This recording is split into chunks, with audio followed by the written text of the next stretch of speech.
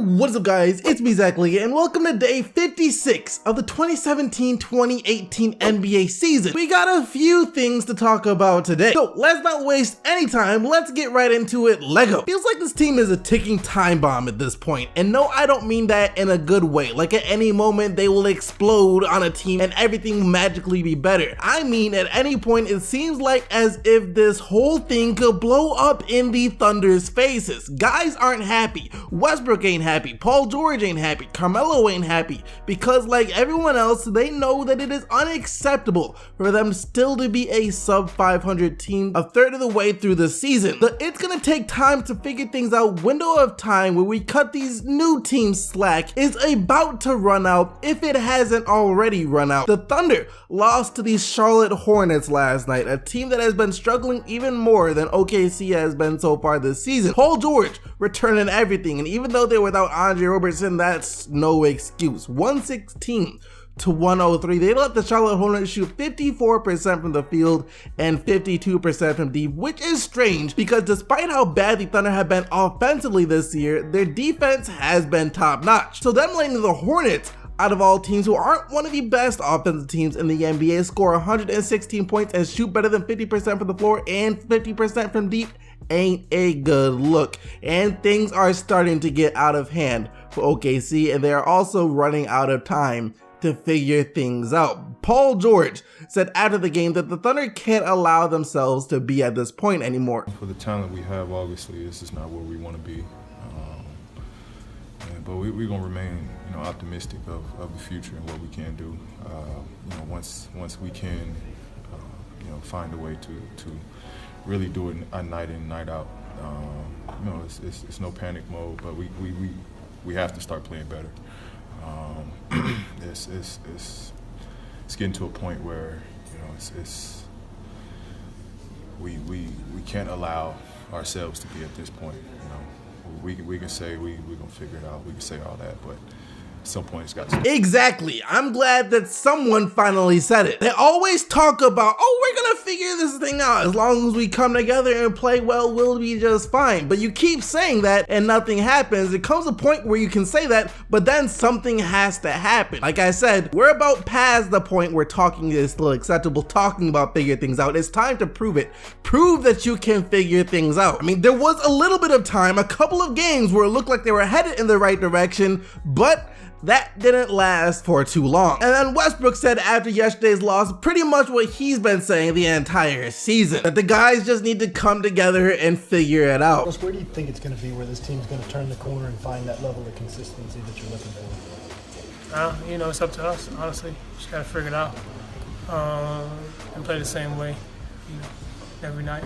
That's just a basic 2K generic response that he gave the media. I'm sure that's not how he really feels. Carmelo Anthony, more than Paul George and Russell Westbrook, though, let us know how he felt yesterday, as after the game, he didn't even say anything because he dipped before the media got a chance to interview him. Carmelo Anthony. Now, what is there to say about Carmelo Anthony so far this year? See, over the past couple of months, we went from having the majority of the NBA community on Carmelo Anthony's side, supporting him when he was in that whole mess back in New York with Phil Jackson, and then when ESPN ranked him as the 64th best player in the NBA coming into the season. We all had Melo's back. We were in an uproar, especially over that ESPN rating. And once he was traded to OKC, we were excited for him. We thought this would be the chance that he needed to prove that he can be a team player and is capable of winning. But what we are seeing right now is maybe that isn't possible. Maybe Carmelo Anthony can't be the guy that the Thunder need him to be. We know that he needs to accept like a Chris Bosh or Kevin Love role on the team. Those guys took huge hits in their numbers in order to make the teams win. Now, I'm not gonna say that Carmelo Anthony isn't trying to be like that, because he is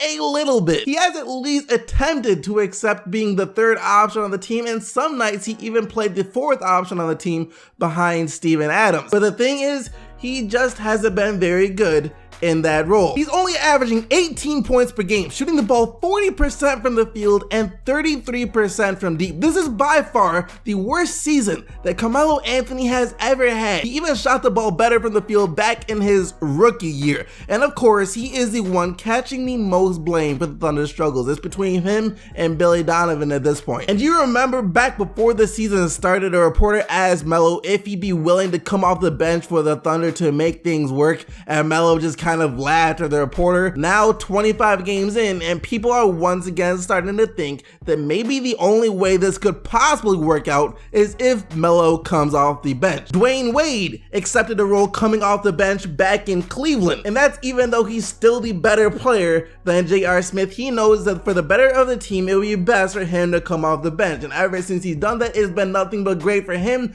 and the Cavs. He's in contention to win Sixth Man of the Year. He has to be a front runner to win Sixth Man of the Year. He has been a great sixth man. So would Carmelo Anthony be willing to do the same thing for the Oklahoma City Thunder if it means them winning games? First off, we don't even know if that's the answer. If Carmelo off the bench will help the Thunder win games, but at this point, it can't hurt to try, because what's going on right now just isn't working. It might be time for Melo to swallow his pride and realize that if he truly wants to win and is willing to do whatever it takes to win, that the best role for him might be off the bench. Overall though, I just still find it crazy to believe that the Thunder team from last year has been better than this year's Thunder team so far. Remember when Carmelo Anthony was supposed to join Chris Paul and James Harden on the Rockets, but they couldn't get a deal done with New York? Well, I don't know. Houston might have dodged a bullet here. They've been playing like the best team in the NBA so far, and who knows if Melo would have made them even better. With the way he's been playing on the Thunder,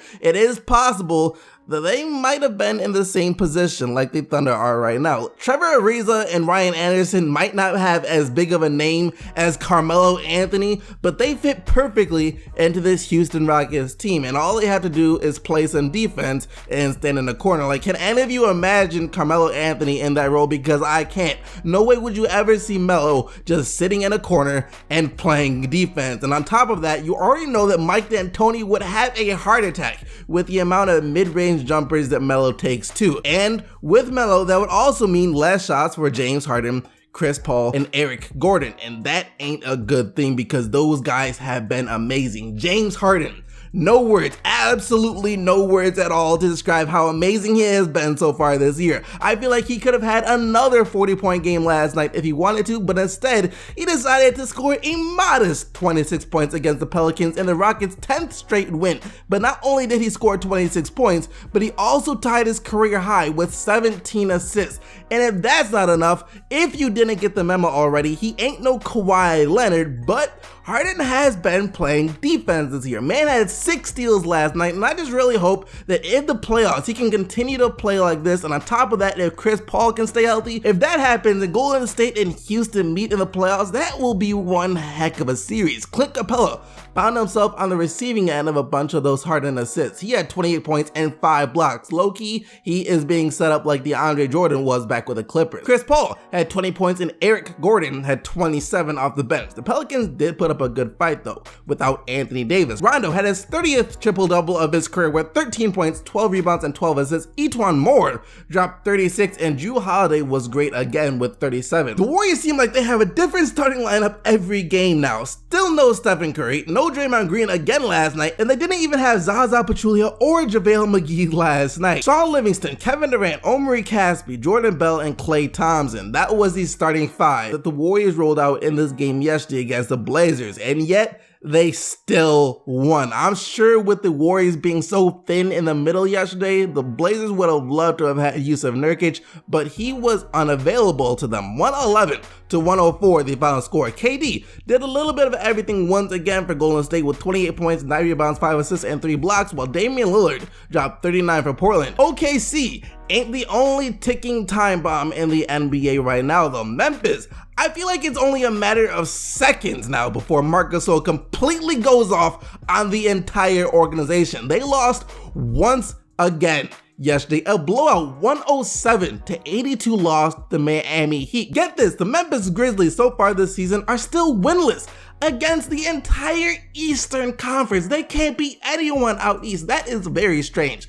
Goran Dragic scored 19 for the Heat while Marc Gasol had 19 for the Grizzlies. Give a team a little bit of confidence and they become deadly. The Celtics learned that the hard way last night in this upset victory of the season so far. This Bulls team had a 2-game winning streak headed into the game last night, so their confidence was already a little high. And when they heard the Celtics were going to be without Kyrie, I'm sure their confidence rose even higher. And when they outscored Boston 28-13 in the second quarter, I'm sure their confidence reached an all-time high, as after that, it was smooth sailing for the Chicago Bulls, 108-85 over Boston. You give a team confidence and you can throw records right out the window. This is the NBA. Any team can beat any other team on any given night. If you're the Celtics, you just gotta move on from this one. No point in thinking about what just happened, just move on. Mirotic was the high man of this game as he got the start since Markkanen was out with back spasm. Mirotic scored 24. Good news, bad news,